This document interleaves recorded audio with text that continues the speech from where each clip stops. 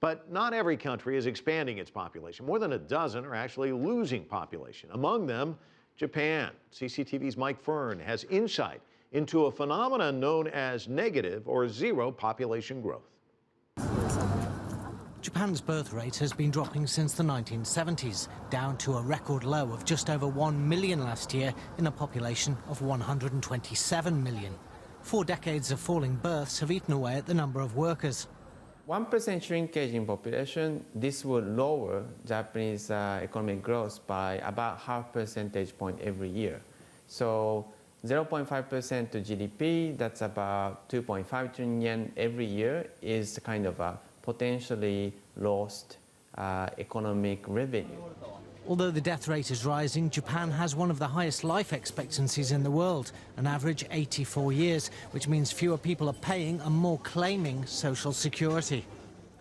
Spending on healthcare and pensions already make up about a third of the government's annual budget, and that looks set to rise to a record in the next fiscal year.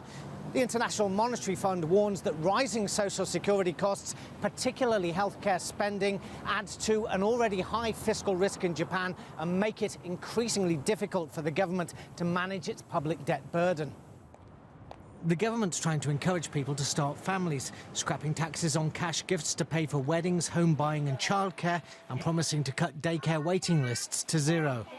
These efforts are commendable, but they do not actually address a broader problem that is probably not exactly within the reach of the Abe administration or actually any government, which is the need for societal change, a broader societal change that has meant the work has the husbands doing more of the housework. And even if the birth rate rises, Japan needs to consider another societal change to address labour shortages before those children reach working age.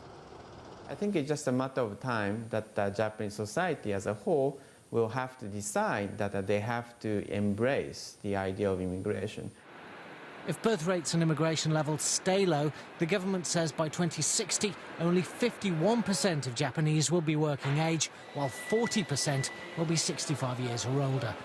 Mike Fern, CCTV, Tokyo.